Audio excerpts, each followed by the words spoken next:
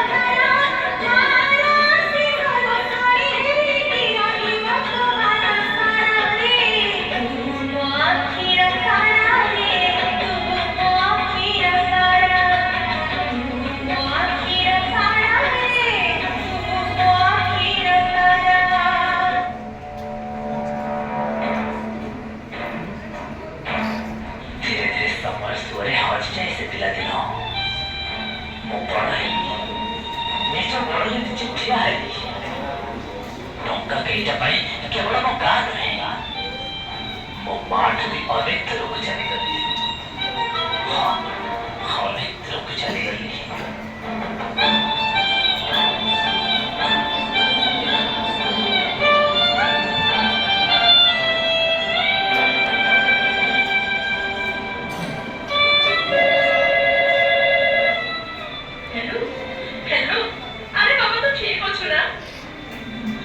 ଠିକ ଅଛି, ରଖ, ମୁଁ ବହୁତ ବ୍ୟସ୍ତ ଅଛି, ରଖିଲି।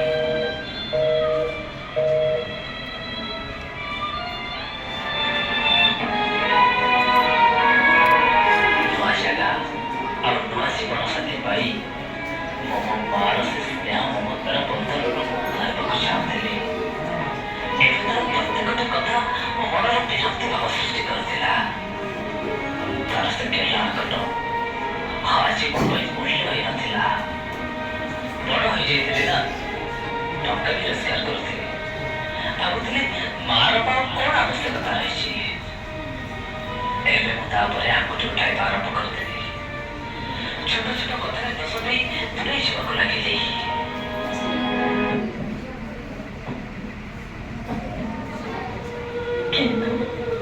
କିନ୍ତୁ ମୁଁ ତ ମା ନା, କ'ଣ ବା କରିପାରିବି? ନିଜର ଏ ଦୁଃଖ କାହାକୁ ବା କହିବି? ଯିଏ ଦିନେ ମୋ ଆଖିର ତାରା ଥିଲା, ଆଜି ସେ ହିଁ ମୋତେ ଆଖି ଦେଖାଉଛି। ଯାହାକୁ ଦିନେ ମୁଁ କଥା କହିବା ଶିଖେଇଥିଲି, ଆଜି ସେ ହିଁ ମୋତେ ଚୁପ୍ ରହିବାକୁ ବାଧ୍ୟ କରୁଛି। ନାନାବାୟା ଗୀତ ଗାଇ ଯାହାକୁ ଦିନେ ମୁଁ ଶୋଇ ଦଉଥିଲି, ଆଜି ସେ ହିଁ ମୋ ଆଖିର ନିଦ ହଉଛି। ଯାହାକୁ ଦିନେ ମୁଁ ହିସାବ ଶିଖେଇଥିଲି, ଆଜି ସିଏ ହିଁ ମୋ ଠିକ୍ ଭୁଲର ହିସାବ କରୁଛି। ଯାହା ପାଇଁ ଜୀବନର ସବୁ ଖୁସି ଭୁଲିଗଲି। ଆଜି ସେ ହିଁ ମୋର ଏ ଶେଷ ସମୟରେ ଦୁଃଖ ଦେଇ ଚାଲିଛି। କିନ୍ତୁ କଣ ବା କରିବି, ମୁଁ ତ ଜଣେ ମା ନା।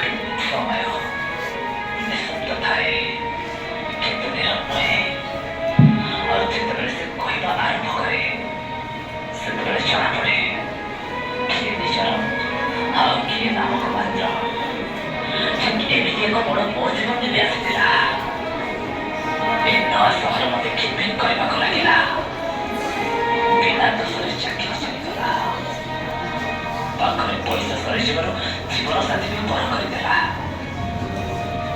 जीवन चलापथरे संपूर्ण एका मो माँ कथा ही मन पड़ा।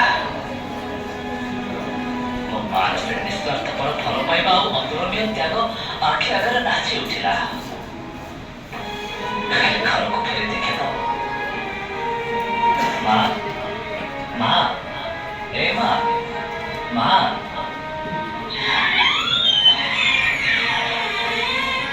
माँ माँ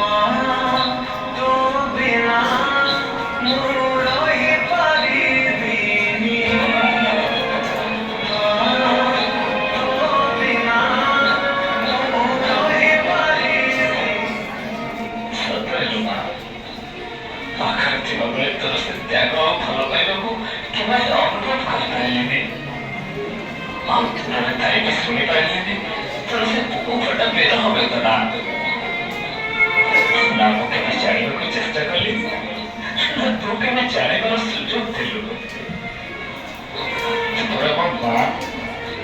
निजर सब खुशी और सब सुख को जय जड़ी मो जीवन में पूर्णता आनी